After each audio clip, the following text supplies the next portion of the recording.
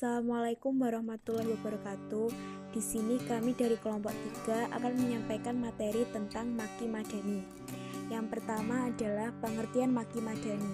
Secara bahasa, Makki adalah Mekah dan Madani adalah Madinah. Sedangkan pengertian Makki dan Madani secara istilah, terdapat 3 pengertian yang dipakai oleh para ulama dalam mengartikan Makki dan Madani, yaitu yang pertama, Makki adalah sesuatu, ayat atau surat yang diturunkan di Mekah walaupun turunnya itu setelah hijrah. Yang termasuk turun di Mekah adalah daerah-daerah yang masih dalam kawasan Mekah seperti di Mina, Arafah, dan Hudaybiyah. Sedangkan Madani adalah sesuatu yang diturunkan di Madinah. Yang termasuk turun di Madinah adalah seperti di kawasan Badar dan Uhud. Pembagian ini berdasarkan tempat turunnya Al-Quran. Dan yang kedua adalah Makki, sesuatu yang menghitabi penduduk Mekah, sedangkan Madani sesuatu adalah yang menghitabi penduduk Madinah.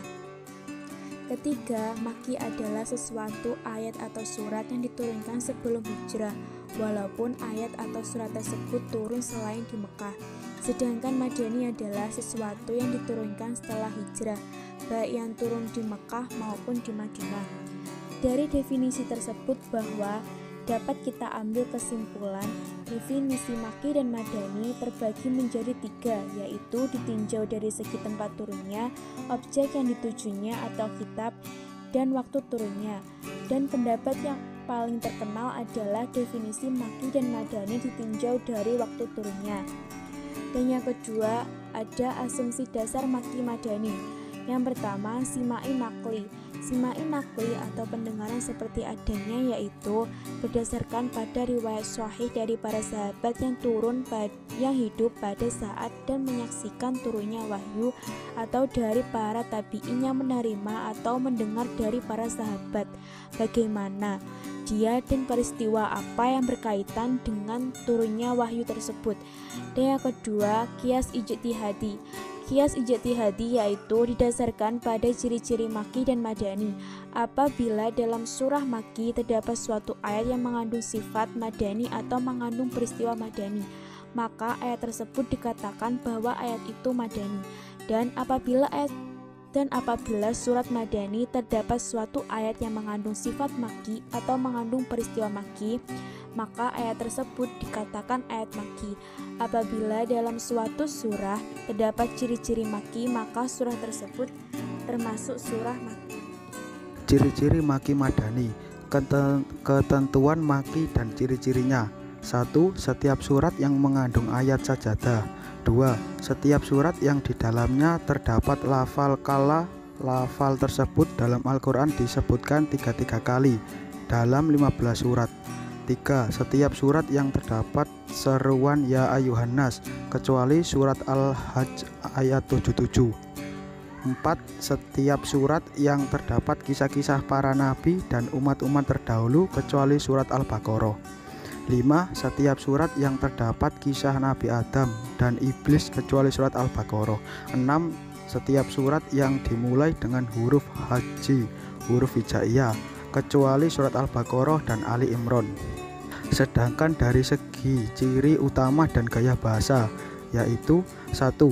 Ajakan tauhid kepada Allah dan beribadah, pembuktian mengenai risalah, kebangkitan dan hari pembalasan, tentang hari kiamat, surga dan hikmahnya, neraka dan siksanya, argumentasi terhadap orang-orang musyrik dengan menggunakan bukti-bukti yang rasional atau ayat kauniyah. 2. Penetapan dasar-dasar ibadah dan muamalah dan ketentuan umum lainnya. 3. Menyebutkan kisah Nabi dan umat-umat terdahulu sebagai pelajaran. 4. Suku katanya pendek-pendek dan disertai dengan makna yang mengesankan. Pertanyaan singkat menggetarkan hati dan maknanya pun meyakinkan. Ketentuan Madani dan ciri-cirinya. 1. Setiap surat yang mengandung faridah, kewajiban dan had sanksi. 2. Setiap surat yang menyebutkan tentang hal ihwal orang munafik, kecuali surat Al-Ankabut. 3. Setiap surat yang membicarakan mujadalah al-kitab. Sedangkan dari segi ciri khas, tema dan gaya bahasa, yaitu 1. Penjelasan tentang ibadah, muamalah, had, kekeluargaan, warisan, jihad, hubungan sosial, hubungan internasional, masalah perang, dan masalah tasyrik. 2. Seruan terhadap Alkitab dari kalangan Yahudi dan Nasrani, ajakan mereka untuk masuk Islam dan lain sebagainya. 3. Membicarakan tentang orang-orang munafik, sifat-sifat orang munafik dan pembahas tentang rahasia mereka. 4. Pada umumnya ayat-ayat dan suratnya panjang-panjang dan menggambarkan luasnya akidah dan hukum Islam. Contoh surat Maki Madani. 1. Ayat Makiyah dalam surah Madaniyah. Ayat Makiyah dalam surah Madaniyah maksudnya ialah suatu surah tersebut merupakan kriteria surah Madaniyah, akan tetapi banyak ulama mengecualikan ayat tersebut, yaitu ayat tersebut termasuk ayat Makiyah. Sebagai contoh, surah An-Anfal yang termasuk surah Madaniyah, akan tetapi para ulama mengecualikan. Dalam Quran surah An-Anfal ayat 30, Allah Subhanahu wa taala berfirman, A'udzu billahi minasyaitonir rajim. Bismillahirrahmanirrahim. Wa idh yamkuru bikal ladzina kafaru yuthbituka aw yaqtuluka aw yukhrijuk wa yamkuruna wa yamkurullah wallahu khairul makirin. Dan ingatlah ketika orang-orang kafir Quraisy membuat makar terhadapmu untuk menangkap dan memenjarakanmu atau membunuhmu atau mengusirmu. Mereka membuat makar, tetapi Allah meninggalkan makar mereka. Dan Allah adalah sebaik-baik pembalas makar. Al-Anfal ayat 30. Yang kedua, ayat Madaniyah dalam surah Makiyah. Contoh seperti perkataan Ibnu Abbas bahwa Quran surah An-An'am turun sekaligus di Mekah, sehingga Makiyah kecuali ayat 151 sampai 153. Dan Quran surah Al-Hajj adalah Makiyah kecuali ayat 19 sampai 21. Karena ayat tersebut diturunkan di Madinah.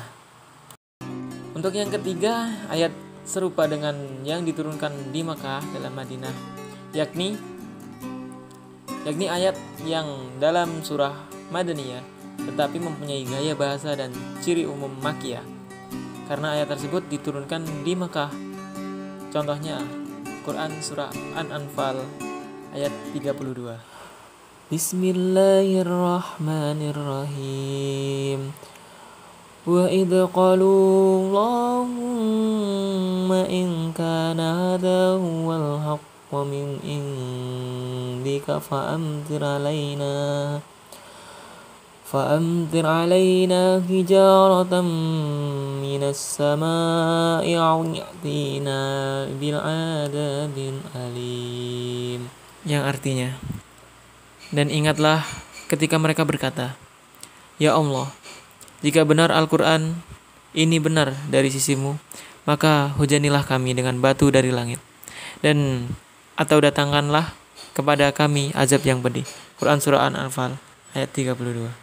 Yang keempat, ayat yang serupa dengan yang diturunkan di Madinah dalam Makiyah, yakni ayat yang dalam surah Makiyah tetapi mempunyai gaya bahasa dan ciri umum Madaniyah. Contohnya Quran surah An-Najm ayat 32. A'udzu billahi minasyaitonir rajim. Bismillahirrahmanirrahim. الذين يجتنبون كبائر الإثم والفواحش إلى اللمم, yaitu mereka yang menjauhi dosa-dosa besar dan perbuatan keji selain kesalahan-kesalahan kecil. An-Najm ayat 32. Imam Suyuti mengatakan bahwa perbuatan keji ialah setiap dosa yang ada sanksinya. Dosa-dosa besar adalah setiap dosa yang mengakibatkan siksaan neraka. Dan kesalahan-kesalahan kecil ialah apa yang terdapat di antara kedua batas dosa-dosa tersebut. Sedangkan di Mekah sebelum ada sanksi yang serupa dengannya. Sekian penjelasan dari kami. Kurang dan lebihnya kami mohon maaf. Kepada Allah kami mohon ampun. Akhirul kalam, wabillahi taufiq wal hidayah. Assalamualaikum warahmatullahi wabarakatuh.